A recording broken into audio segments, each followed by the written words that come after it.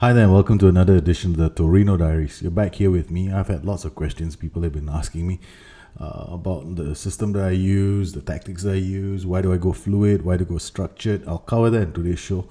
But first, I'm going to do a bit on training because it's something that is central to the way I play. And I am passionate about training as well. I do lots of tests on training.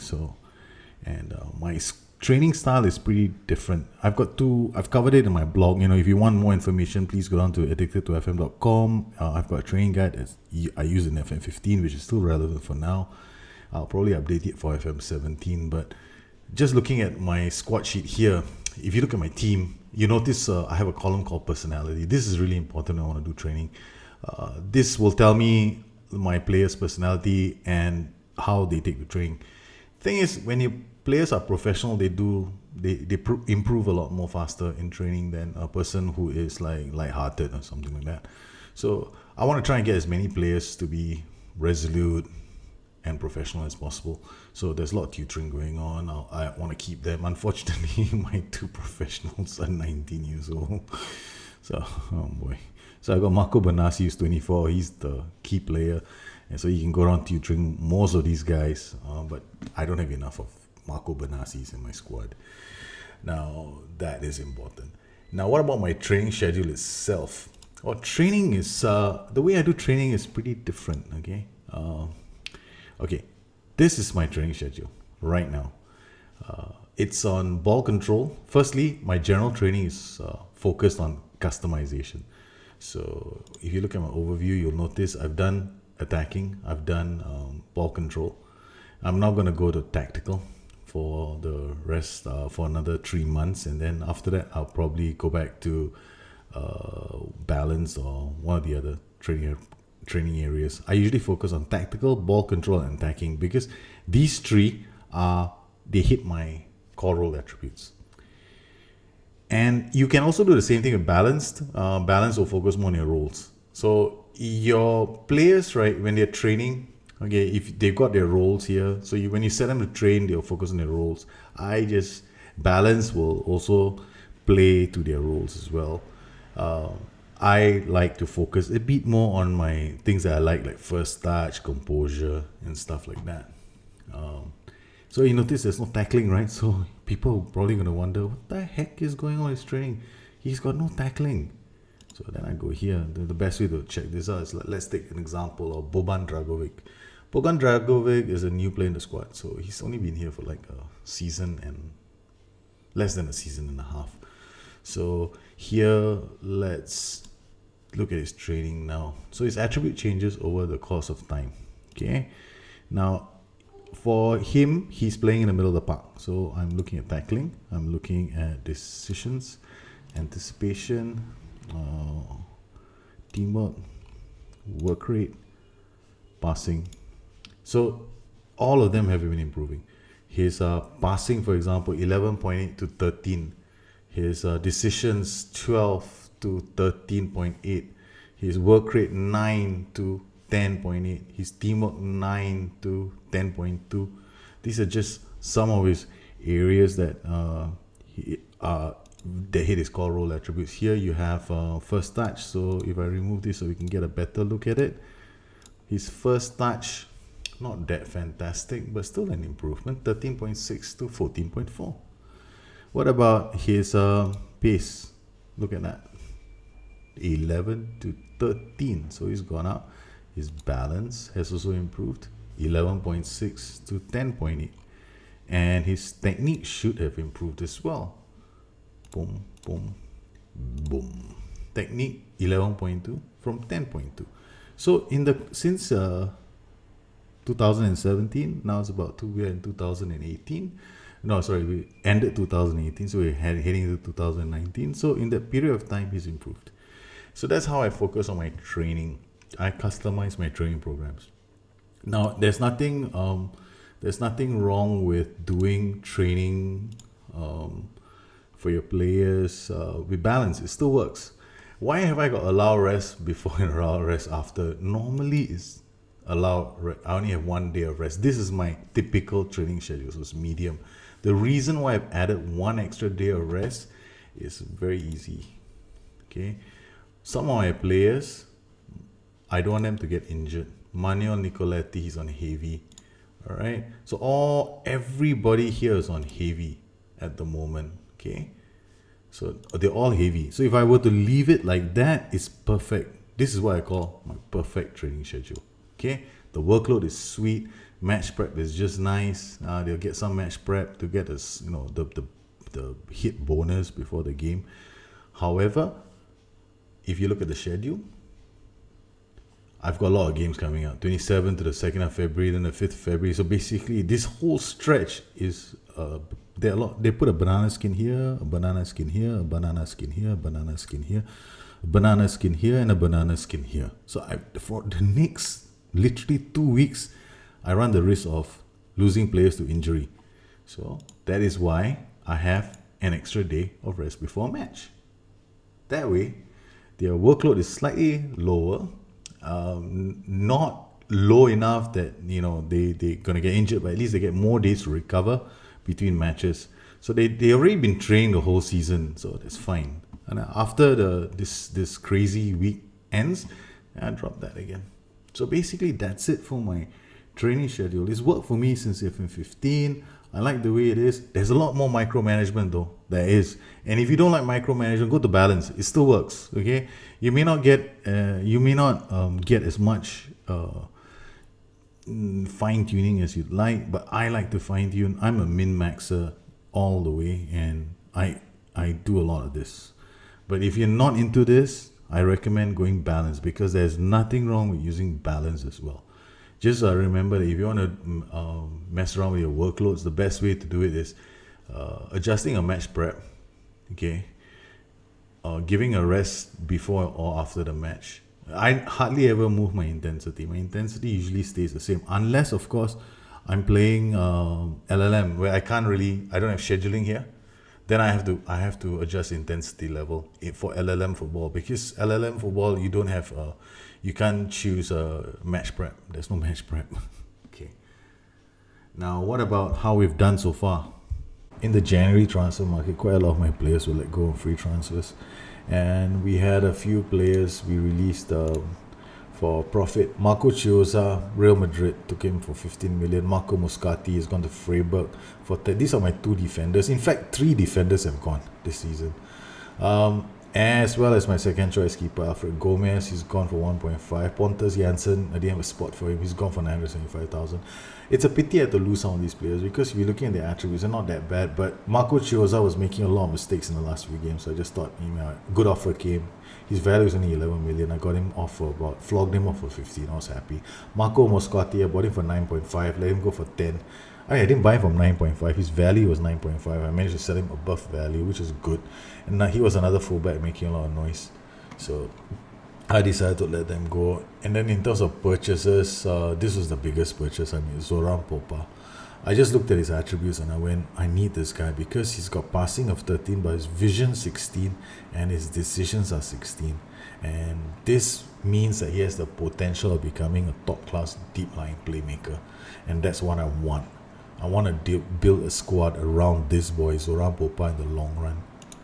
So in terms of my matches now coming up, I got a match against Milan and Lazio. So in terms of my tactic, I was using Kariba. I like this 4-4-1-1, but it depends a lot on Sanchez, Mino, and Alejandro. Bruno Perez tends to overlap and come in here, while Alejandro goes in to support Matthias Pereira and cut inside the box. Sanchez Mino comes in from the flanks to score a lot of goals. As we can see from here, Sanchez Mino has already scored 4 goals and grabbed 7 assists. And in terms of how these tactics have done, if you just look at the last 15 matches, the 4-4-1-1 is the asymmetric system I've used, has been rather successful. Okay, we've done quite well with this system. And the 4-3-1-2 actually has scores more goals. We've played it only 4 times this season. And the 4-1-3-2 DM narrow, so it's okay. It's not one of the greatest tactics I've made, but it's fun. So Milan and Torino, they're going to be playing their 4-3-3 formation. I rather think of this as a 4-3-3, because that's how it's supposed to play like. And we're going to play the 4-3-1-2. I'm going to go with Finn Bogason today, and I'm going to play it on fluid and attacking, because I want to see how I do with what I think I know about the system right now. So we'll work the ball into box and not run into defense and stay on feet because I'm playing attacking with a higher line. So I definitely want my players not to be sliding into tackles. That's definitely a no-no if I'm playing high up the pitch. Okay, let me check the opposition instructions. Ios Perez, yeah, he should be fine. I don't think he's a very bullety wing forward. Bernard, yeah, he's 17, so I'll take off tight marking on him. Not a very good idea, just making sure that these guys are closing down settings. I'm a bit concerned about playing closing down settings sometimes of fullback, so I need to keep my eye open. So I don't want to see my fullback making a run halfway down the pitch just to closing down. If that happens, then I'm going to have to change certain things in the system. At the moment, I'm going to go with how it is, how it looks like, and we're off. All right, they kicked off. Ayos is on the right. I don't think he's going to beat my players for acceleration. Okay, good. Who's this? Drakovic. Okay, he's gone up. That's good to see because it's closing him down and giving him no options to pass the ball inside. Bernard. Okay, good. Bruno Perez is not tight marking him, forcing him to pass it out. Zappacosta with the cross. Oh, okay, Bernard, you sexy player, you. Oh, what a pass. Come on, Fimbo. Oh, no, he doesn't get control of it. Silva, Mauri back to Kurandreva. The boys, the shape, I like the shape at the moment because we are definitely behind the ball. Bolzano with the ball. Oh, finds Fimbo. Come on, Fimbo. First time. You beauty. He gets it to Belotti. Belotti through. He's going to score. Yes. As the match has barely started and we've taken a 1-goal lead. Oh, that was nice. That was so quick, the transition. I loved it. Yeah. Now Fimbo Garson's ball into acres of space. Belotti just charging into that space and taking advantage of that channel. Oh yes, that's what happens when you move into channels and you play with a player like Belotti who's got fantastic off the ball. Alright, I said Bolzano, free kick to Drakovic. Drakovic is a young player, another one of the new players in the team. Bruno Perez doing really well. You can definitely beat players. Oh yes, that's why I'm playing ball into box. Increase my chance of working the ball into the middle. And Pucciarelli makes it 2. Haha, it's not even 10 minutes. Definitely, I think I'm very lucky at the moment because of the early goal that we scored. I wasn't expecting such a match. Benassi, yeah, it's too easy. Alan, Pucciarelli is not marked inside the box. He's playing as the attacking midfielder. I'm just too lucky at the moment, I guess. I don't like this. We don't have enough possession. Okay, 2-goal lead. Not getting enough possession. I'm going to change to counter and structured. Counter and structured will reduce a bit of the creativity that my team has and give them to be a bit more disciplined. And it will also, yeah, there's a distinction now between the attack, support, and defense group. So I should be able to hit them on the counter and also to better possession of the ball. And the shots look okay, except for, okay, I'll just go a bit wider now. Yeah, balance is fine. All right, corner. I think that was a... Oh, Glick makes it 3. Come on, guys. Let me make some changes. Okay, Glick 3 goals up now. It's not even the end of the first half. It's 30 minutes in. Oh, this is a good match against AC Milan. So I started out the match using attacking, fluid, retain possession. Whole idea here, play high up the pitch and to control my possession. That didn't really work out. We got to score 2 goals. My attacking mentality, you take risks, right? You're gonna push the ball around. So that's probably the reason why I lost possession, because you're playing a bit more risky passes. So I decided, okay, fine, why don't I drop it down from go down to counter structure. Now counter structure is a lot more disciplined. There's less creative freedom. My players still have the retain possession shout, and that helps them keep possession, and we don't waste possession, and it's a great way to hold a lead, and I love the way we're playing at the moment. Bruno Perez on the right flank. The boys have been playing well so far. His brain's coming down really heavily now. Benazzi playing deep as the playmaker on the side. Oh, that's a good pass to Bruno Perez. Takes advantage of his forward run. Oh, he's brought down. Jordan Amavi. That's it for you today. You see the bench. You see the tunnel. It's on the way for you. You're off. Bye-bye. Ooh, this is terrible on him. Are they making changes straight away? Free kick. Pucciarelli with a free kick. Oh, nicely placed there. Oh, click. Oh, this is a 3-goal lead. I can definitely afford to make some changes right now and bring on some younger players. Bruno Perez at 8.7, having a blinder of a game. Fimbo Garson. Fimbo. Alright, time to give Fimbo a rest and let's see what Emmanuel Martino can do in that position. He's a youngster. I just brought him in from the under 20s. And it's a good time to find out how they play, give them some match experience. Or they're going into a narrow diamond formation now after losing that man. So we can make more changes now. I'll take off Boban Dragovic and bring on Daniel Baselli. 18 minutes to go. And Gaston Silva for Danilo Evla. That's it, boys. Have fun. Well, there's not much time left on the clock. It's a good win for Torino against Milan. AC Milan could have done better. I think they're just lucky in this game. Normally, I don't have it so easy in the first half, but yeah, we're lucky. We got off to a good start, and the weather has let up, and I think a lot of factors played into our win today. That early goal definitely made it put the AI on the back foot. That was a good game. Match stats.